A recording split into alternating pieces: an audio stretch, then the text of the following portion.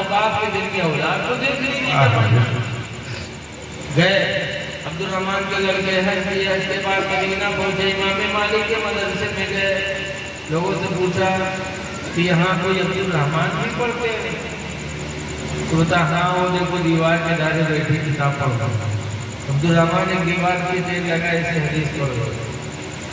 بتایا تو عبد الرحمن کے لڑکے نے جب سنا تو گئے وہاں، کہا ابا میں آپ کا بیٹا ہوں، فلاں جگہ سے آیا ہوں، حج کرنے آیا تھا تو ماں نے کہا تھا کہ تمہارے باپ امام مالک کے مدرسے میں حدیث پڑھتے ہیں، اپنے باپ سے ملاقات کر لے گا. ابا میں آپ سے ملنے آیا ہوں. جیسے عبد الرحمن نے دیکھا کتاب رکھا اٹھے اور اپنے سینے سے چپکا کے رونے لگے. امام مالک کے مدرسے کے مالک تھے، انہوں نے دیکھا تو قریب بڑے، کہا کیا ہوا عبد الرحمن، بچے نے کیا کہہ دیا جو تم رونے لگے؟ کہا حضور یہ میرا لڑکا ہے، 17 سال کا ہو گیا، نہ میں نے اسے دیکھا نہ اس نے مجھے دیکھا. آیا تھا تو اپنی ماں کے پیٹ میں تھا، 17 سال کے بعد پہلی مرتبہ دیکھ رہا ہوں تو کیا خوشی کے آنسو نہیں رکتے. جوان اولاد کو آج میں نے اپنے سینے سے چپکایا، اس خوشی میں آنکھ سے آنسو نکل آئے. تاج امام مالک فرماتے ہیں علم حدیث کے لیے تو 17 سال سے بچوں سے دور ہو. آؤ میں تمہیں سینے سے لگا کر علم حدیث ادا کرتا ہوں. امام مالک نے عبد الرحمن کو سینے سے لگایا اور الحمدللہ محدث بنا دیا. تو وطن واپس بھی تو محدث بن کر کے وہ ہمارے تمہارے بھائی تھے جنہوں نے 17 سال نبی کے حدیث کے لیے اپنے وطن پر فکر کر دیا. اور آج ہم گھر میں رہ کے اپنے بچوں کو قرآن نہیں پڑھوا پاتے. اے لوگوں اپنے بچوں کو ضرور دین کی تعلیم دو، قرآن کی تعلیم دو. اہل بیت اور قرآن یہ دونوں بہت بڑی چیز ہے. اگر یہ دونوں چیزیں مل گئی تو نبی فرماتے کبھی تم گمراہ نہیں ہوگا. اس لیے قرآن پڑھو، اپنے بچوں کو پڑھاؤ. بمبئی اگلی پاڑا میں ایک شیخ نثار ہیں، 94 سال کی ان کی عمر ہو گئی اور وہ قرآن نہیں پڑھے تھے. اللہ نے جذبہ دے دیا تو 94 سال کی عمر میں مسجد کے مؤذن کو بلا کے گھر میں انہوں نے قرآن پڑھ لیا. سبحان اللہ سبحان اللہ. لیکن آج تو آدمی شرمانے لگتا ہے. پڑھو. اگر الحمدللہ میاں بیوی میں کوئی پڑھا ہو تو دوسرے کو پڑھا دے. بیوی پڑھی ہو، شوہر نہ پڑھا ہو تو بیوی شوہر کا پڑھا دے. شوہر پڑھا ہو بیوی نہ پڑھی ہو تو شوہر بیوی کو پڑھا دے. جیسے کہ ایک آدمی کی شادی ہوئی اور بیوی رخصت ہو کر کے آئی تو جب رات میں وہ آدمی کو اپنے بیوی کے کمرہ پر سلام علیکم کی ہی تو بیوی کہی کچھ پڑھے وڑھے ہیں کوئی کھڑبڑاہٹ کہی یوں کہا ہوگا لیکن اگر ہے رسول اللہ ہمارا امتحان ہوگا کہیں کچھ پڑھے وڑھے ہیں تو یوٹیوب پہ ٹھار سوچے کہ پڑھے تو نہیں. اگر کہتے ہوئے کہ ہاں پڑھے ہیں تو آج نہیں تو کل تو کل کھلی تھی. اگر کہتے نہیں پڑھے تو پہلے داد میں بے عزتی ہو تو چپ پہ ٹھار رہا تو پھر انہوں نے جب آ کر جوڑ لگا پڑھے وڑھے ہیں تو کہتے کاہے کہ گھر میں رہائی ہے کہ ہمارے امتحان لے ہے. کہیں نہ ہی نہ پڑھے ہو تو پڑھ لے، تو کہیں نہ پڑھ لے کہ جن کا کمائی کھڑوئی تو وہ ہوتی ہے کہ اس کی دن میں کماؤ رات پڑھ لو، وہ رات کھانا پڑھ لی. تب اس نے کہا کہ الحمدللہ میرے ماں باپ نے قرآن پڑھا کے بھیجا، میں تمہیں رات پڑھا دوں گا. تو کہیں اچھا تم سے پڑھیا ہے. اگر گاؤں میں کوئی جان کر کے فلاں اپنے محروت پڑھے تو کتی بڑی بدنام ہے. تم پڑھے تو ہم پڑھائی میں نتی بتائے نہ ہم بتائیں گے تو کوئی کیسے جان گے. پڑھ گئے کچھ نہیں بولا. خیر پہلی رات کٹ گئے جس دوسری رات پھر جب پہنچا تو پھر اڑ دیا کہ اللہ پڑھ رہے تھے اللہ واسطے پڑھ رہے، اس سے اچھا موقع نہ پڑھیے پڑھ لے. تو کہا تھا تم پیچھے پڑھی لوگ پڑھ تو لے. لیکن اگر تم اپنے سچے سہیلی نام لے گئی ہو کہ ہمارا آدمی انگریزی پڑھا تھا تو تمہارے ایک تو تھوڑا راکھا بنا بہت دوسرا کہیں نہ بتائیے اللہ واسطے پڑھ لے. تو رئیس قوم کتاب کے اندر جب بغدادی قاعدہ لیا تو غصہ آئے گا کہ بغدادی قاعدہ اتنا پیسہ کہاں ہے جی بولے تھے کہ ہم پاسپورٹ بنوانے کے لیے بغدادی قاعدہ لے بہت بڑا چونکا رہ جانا تھا بغدادی قاعدہ بغدادی بکا تو رضیہ جو ہے شیر سنی کے نام ہے رے بغدادی قاعدہ ہندوستان میں بکا تھا نیپال میں بکا ہے بغداد میں سب کہوں بکا تھا رے تارا گواہ دکان والے سے گئے بغدادی قاعدہ کہیں نہا ہے تو لحظ کہتے ان کا گھمائے کے چوکلا بنائے کے جیب میں بھر کھلی کتاب نہیں کہنے یا کہ رستم کوئی دیکھ نہ لے تو جانے کی پڑھے جاتا ہے اس کو نام کرنا کرتے بہرحال لے کے آیا بیوی پڑھانا شروع کیا 35 سال کا جوان تھا ایک ہی ہفتہ میں اس نے بغدادی قاعدہ پڑھا جب پہلی کتاب ختم ہے تو ان کا ہمت بڑھی پوچھا تھا اب کون کتاب پڑھے تھے خودے پوچھے تو جیسے اندر قرآن گیا وہ کل لے گیا وہ ہوگا تو تین ہفتہ پڑھائے دیں پھر پوچھا گیا کہیں جاؤ اماں پارا لے اماں پارا لے گیا ہو گیا تو تین ہفتہ پڑھائے پوچھے سب کہیں جاؤ بڑی کتاب لے جب بڑی کتاب قرآن لے کر کے آیا تو بیوی نے 2.5 مہینہ میں اسے 25 پارا پڑھا سبحان اللہ اور کوئی جان نہیں تھے کیوں جب 25 پارا پڑھا دیتے وہ خودے نے کہا دیتے آرے 25 پڑھ گئے 5 رہ گئے ہیں ابھی تک کوئی جان نہیں پہی سے تو اپنے سچی صحیح دن تم کو بتاؤ کہ ہمارے آدمی پڑھے ہیں اب خودے پر چار کرا رہے تو کہ بیوی نہیں تم گھبراؤ نہ تمہارے نانا کے معاملہ ہے گڑبڑ اور تم مری ہیں تو تیسرے دن جب سیوم ہوئی تو وہی میں سب بہت ہوئی کیسے کہیں نانا مری ہے تیسرے دن سیوم ہوئی گاؤں کے لوگ جٹی ہیں کچھ چنا پڑیں گے کچھ قرآن پڑھیں گے تو دن چنا نہ پڑھو قرآن والے میں بیٹھ کے قرآن پڑھو تو گاؤں والے دیکھتے ہیں تو جانتے ہیں پلنگوں پڑھے ہیں ہمارا بات تو صحیح ہے اللہ مسجد کے نانا کے معاملہ ڈامٹ ہو سکتا ہے نانا ہوئی ختم تو تیسرے دن جب سیوم ہے گاؤں کے لوگ مسجد میں جٹے تو یہو اپنا ٹوپی ووپی کرتا ہوتا پہن کے ٹوپی بھی لگا کے پہنچا تو جب مسجد میں گوا تو دیکھتی کہ ہر وہاں ایک طرف چنا والے ایک طرف قرآن والے تو قرآن والے کی طرف یہ پڑھا ایک سچی ہوئے جو انہوں نے بیٹھے چنا پڑھ رہا جب وہاں جائے گا جو انہیں کرتا پکڑ کے کھینچیں گے وہاں کہاں جاتے ہیں یہاں آ رہے چنا یہاں رہ رہے وہاں قرآن والے رہ رہے سچی ہوئے جانت نہ نہیں یوں پڑھے نہ ہم پڑھے تو کرتا پکڑ کھینچیں گے یہاں آ گئے یہاں چنا یہاں رہ رہے وہاں قرآن والے بیٹھے ہیں تو کہیں آج ہم قرآن پڑھ رہے تو سچی ہوئے چونکے کہیں قرآن پڑھی ہوئی ہاں کہیں نہیں کب سے کہیں ناچ تو سچی ہوئے چھوڑ دی کہیں دیکھتے کیسے پڑھا تو اٹھایا قرآن شریف جیسے بیوی نے پڑھایا تھا الگ الگ کر کے بسم اللہ الرحمن الرحیم الحمدللہ رب العالمین الرحمن الرحیم مالک یوم الدین پڑھنے لگا سچے ہوئے سنیں تو سمجھیں کی ہوئے سنا جائے الحمد ہے تو ہم سے یاد کریں لیکن جب الف لام میم شروع کی تب سچے ہوئے گڑبڑانا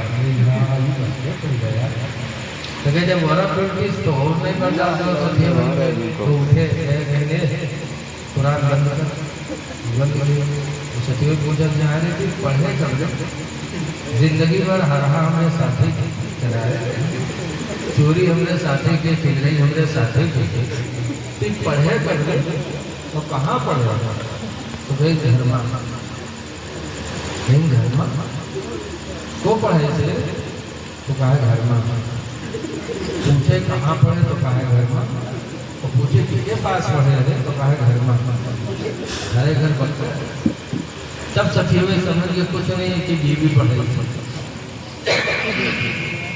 اس لیے کہ بیوی کا دوسرا نام گھر میں بھی تو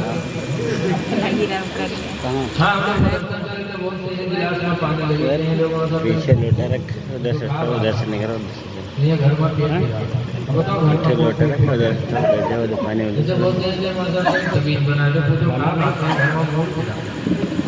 موڑ پھیرو پھرا جانا گھر میں موڑ پھرا تو بیوی کا دوسرا نام گھر میں سچے ہوئے سمجھ کے کچھ نہیں کہ بیوی پڑھے تب ساتھیوں نے دعا مانگا یا اللہ میرے ساتھی کو تو نے جیسے ایک بیوی عطا کیا کہ میرا ساتھی جاہل تھا قرآن کا قاری بن گیا یا اللہ ایسے ہی ہم لوگوں کے نکاح میں بھی نیک بیویاں عطا فرما دے.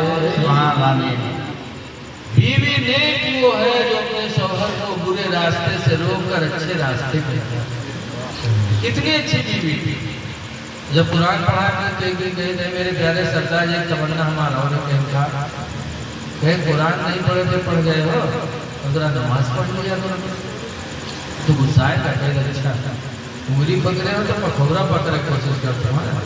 قرآن پڑھا پا تو نماز پر نمبر لگائے ہوئے ہی نہیں ہوں. تو کہا کہ لا سنو میرے پیارے شوہر 5 وقت کی نماز اللہ نے فرض کیا ہے. 1 وقت کی نماز ہمارے کہنے سے فرض. صبح اٹھو ہاتھ دھلتے ہو لیکن 10 منٹ پہلے اٹھ کر کے وضو بنا لو نماز فجر پڑھ لو. خدا کا فریضہ بھی ادا ہوگا تلاوت قرآن بھی ادا ہو جائے. اور جب نماز فجر پڑھو گے تو اللہ تعالیٰ تمہارے چہرے پہ نور برسائے گا. اس لیے کہ حدیث پاک میں من ترک صلاۃ الفجر فلیس فی وجہہ نور. جو نماز فجر کو چھوڑے گا تو اس کے چہرے پہ رونق نہیں ہوگی. بیوی نے سمجھایا بجھایا پڑھی لکھی تھی خیر وہ مان گیا. نماز فجر پڑھنے لگا اور 2-4 دن نماز فجر پڑھا تھا کہ اللہ نے ایسی محبت پیدا کر دی کہ 5 گانا نماز کا پابند. 5 ٹائم پڑھنے لگا. کیوں؟ اللہ کا وعدہ ان الصلاۃ تنہی عن الفحشاء والمنکر کہ بے شک نماز برائیوں سے روک دیتی. فجر پڑھنے لگا تو اس کی برکت ملی کہ برائیوں سے بچ گیا. پھر بیوی ایک دن کہتے میرے پیارے سردار جاہل تھے قاری ہو گئے, بے نمازی تھے نمازی ہو گئے. اب ہماری ایک تمنا اور ہے کہ جو کچھ اللہ نے دیا ہے وہ لے لو اور کب پڑے تو میرے کان کا زیور بیچو گلے کا ہار بیچ لو اور چلے جاؤ حج بیت اللہ کا. جاؤ حج کر لو حاجی بن جاؤ. اگر حاجی بن جاؤ گے تو اللہ قیامت کے دن تم کو مقام دے گا کہ خود تو تم جنت میں جاؤ گے لیکن ایک حاجی قیامت کے دن 400 لوگوں کی شفاعت کرا کے جنت میں. سبحان. بیوی نے سمجھایا شوہر کے دل میں بات آ گئی تو الحمدللہ تیار ہو گیا اور کچھ دنوں کے بعد حاجی بھی ہو گیا. ایسی بیویاں رحمت الہی ہوتی ہیں. اور جو نماز روزہ سے دور کر دے دنیا میں پھنسا دے وہ عورت دشمن ہے. قرآن سورہ تغابن میں اللہ نے فرمایا یا ایھا الذین آمنوا ایمان والو ان من ازواجکم و اولادکم عدوا لکم کہ بے شک تمہاری بیویاں تمہارے لڑکے تمہارے دشمن. تو لڑکے دشمن کب ہیں؟ جب وہ ایسی چیز کی فرمائش کریں جس سے باپ حرام کا فرق ختم کرتے کہ لڑکا مانگا تھے موٹر سائیکل ہم مل نہیں رہی ہیں تو باپ سوچتا چاہے حرام کا ملے چاہے حلال کا ملے اپنے بچے کو خوش کر دیں. تو جب بچے کی وجہ سے بیوی کی وجہ سے انسان کے قدم شریعت سے ڈگمگ ہو جائیں تو ایسی اولاد بھی دشمن ہے ایسی بیوی بھی دشمن. اس لیے اہل بیت سے محبت کرو اور قرآن کو پڑھو لکھو پڑھاؤ اپنے بچوں کو پڑھاؤ. اس لیے کہ یہ دونوں چیزیں ہماری تمہاری کامیابی کی نشانی ہیں. 12:15 بج گئے ہیں. اب زیادہ وقت لینا مناسب نہیں ہے. اللہ تعالیٰ ہم کو آپ کو ان چند باتوں پہ عمل کرنے کی توفیق عطا فرمائے. تو ہم نے تو پیر صاحب کو بھی دھوکہ دیا. بولو دھوکہ ہوا کہ نہیں ہوا؟ کیوں مرید ہوتے ہو یار؟ نہ مرید ہو جھوٹ کے اور مرید ہو ایک اللہ والے کے ہاتھ میں ہاتھ دے کر وعدہ کرتے ہو. حدیث پاک میں ہے المومن اذا وعد فوفى کہ مومن وہ ہے جو وعدہ کرتا ہے تو پورا کرتا ہے. اور منافق اسے کہتے ہیں والمنافق اذا عاهد فغدر. نبی فرماتے ہیں منافق وہ ہے جو وعدہ کرتا ہے اور غداری کر جاتا ہے. تو مرید ہو کر کے منافق بن گئے ہیں ہم لوگ. اس سے بہتر ہے مرید ہی نہ ہو. بولو بھائی ہے کہ بات نہیں؟ اس سے بہتر ہے مرید کیوں ایسے مرید ہو جاتے تو ایسے حسین بھی مرید ہو جاتے. یزید کے ہاتھ پہ ہاتھ رکھتے تھے، جو ان کو یزید کا ہاتھ ہاں ٹھیک ہے سر، لیکن امام حسین منافق نہیں تھے، مومن بھی تھے۔ کیوں نہیں مرید ہوئے؟ نمازوں کو چھوڑا، داڑھی بنوا لی، شراب پینے لگا، جوا کھیلنے لگا، بہن بیٹی سے نکاح کو اس نے چھوٹ دے دیا کہ چاہے کوئی اپنی لڑکی سے نکاح کرے، چاہے کوئی اپنی بہن سے نکاح کرے، چاہے ماں سے نکاح کرے، معاذ اللہ، اسلام کا نظام اس نے ختم کر دیا۔ تو کیا امام حسین اس کے ہاتھ پہ ہاتھ دے سکتے تھے؟ بولو، نہیں دیے، جان دے دیا، مدینہ چھوڑ دیا۔ وہ مدینہ جہاں ہر مسلمان جانے کی تمنا کرتا ہے، دعائیں مانگی جاتی ہیں، دکھا دے الہی وہ مدینہ کیسی بستی ہے، دکھا دے الہی وہ مدینہ کیسی بستی ہے، جہاں پر رات دن مولا تیری رحمت برستی ہے۔ مدینہ چھوڑ دیا، مکہ چھوڑنا پڑا تو مکہ چھوڑ دیا، جس مکہ کو اللہ تعالیٰ نے فرمایا وَهَذَا الْبَلَدِ الْأَمِينِ، قسم ہے اس امن والے شہر، لا اقسم بهذا البلد، مکہ بڑا مبارک شہر ہے کہ مدینے کی مسجد میں ایک نیکی کرو تو 50,000 نیکی کا ثواب، اور مکہ کی مسجد میں ایک نیکی کرو 1,00,000 نیکی کا ثواب۔ لیکن امام حسین نے دونوں جگہوں کو چھوڑ دیا، مدینہ بھی چھوڑا، مکہ بھی چھوڑا، جان بھی دے دی، لیکن یزید کے ہاتھ پہ ہاتھ نہیں دیا۔ اور آج ہم ان کے ماننے والے ہیں اور داڑھی منڈائیں گے تو کیا حسین ہم سے راضی ہوں گے؟ بولو بھائی، جب یزید سے راضی نہ ہوئے کی بنیاد پر ہم نماز چھوڑیں گے تو کیا حسین ہم سے راضی ہوں گے؟ قطعاً راضی نہیں ہوں گے۔ اس لیے اگر حسینی بننا ہے تو چہروں پہ داڑھی بھی بننا ہے، نمازوں کو بھی ہمیں ادا کرنا ہے۔ حسینی بننا ہے تو شراب سے بھی ہمیں نفرت کرنی پڑے گی، جوا سے بھی ہمیں دور رہنا پڑے گی، ورنہ حسینی کیسے؟ امام حسین رضی اللہ تعالیٰ عنہ کے اوپر 7 محرم کو پانی کر دیا، 7 پیاسے رہے، 8 پیاسے رہے، 9 پیاسے رہے سب لوگ، اور 9 محرم کو عصر کی نماز پڑھ کر کے اپنے خیمے کے دروازے پر تلوار کی ٹیک لگا کر نیند آ گئی، تو پیچھے سے خیمے سے ان کی بہن زینب آئی، کہتی ہیں بھائی جان افسوس یزیدی شور مچا رہا ہے۔ تو حضرت عباس نے آنکھیں کھولی، امام حسین نے آنکھیں کھولی اور عباس سے کہا جا کے پوچھو کیا معاملہ ہے۔ عباس گئے، واپس آئے، بتایا کہ یزیدی کہتے ہیں کہ یا تو مرید ہو جاؤ یا جنگ کے لیے تیار ہو جاؤ۔ تو امام حسین کو 9 محرم ہی کو تیار ہو جانا چاہیے جنگ کرنے کے لیے، لیکن کہا تھا کیا کہ آج رات مجھے اور مہلت دیتے، جا کے کہہ دو آج رات مجھے اور مہلت دیتے۔ کس لیے؟ امام حسین نے اس لیے وہ رات مانگی تھی کہ یہ رات میری زندگی کی آخری رات ہوگی، اس رات میں میں اپنے رب کو راضی کر سبحان۔ پوری رات کربلا میں کیا کیا؟ پوری رات بھی اہل بیت میں قرآن پڑھا گیا، نمازیں پڑھی نہیں۔ روایتوں میں لکھا ہے کہ جیسے شہد کی مکھیاں کہیں چھاتا لگاتی ہے تو من من کی آواز آتی ہے، ایسے ہی کربلا میں امام حسین کے سینے سے پوری رات من من کی آواز چاہتے تو اسی دن شہادت لے لیتے، لیکن کیوں نہیں لیا؟ اس لیے کہ محرم کی 10 تاریخ بڑی برکت والی تاریخ، سوچتے تھے کہ وہ دن میری شہادت کا ہو جس دن اللہ نے 10 نبیوں پر 10 رحمتیں نازل فرمائیں۔ حضرت آدم علیہ السلام کی توبہ محرم کی 10 تاریخ کو قبول ہوئی، سلیمان علیہ السلام کو بادشاہت 10 محرم کو ملی، یوسف علیہ السلام کو کنواں سے نجات 10 محرم کو ملے۔ نوح علیہ السلام کی کشتی دودھی پہاڑ پر جا کر ٹھہری 10 محرم کو۔ عیسیٰ علیہ السلام کو اللہ نے آسمانوں کو اٹھا لیا 10 محرم کو۔ موسیٰ علیہ السلام کو فرعونیوں سے اللہ نے نجات دی، فرعونیوں کو دریائے نیل میں اللہ نے ڈبویا محرم کی 10 تاریخ کو۔ حضرت ابراہیم علیہ السلام پر نمرود کی آگ ٹھنڈی ہوئی محرم کی 10 تاریخ کو۔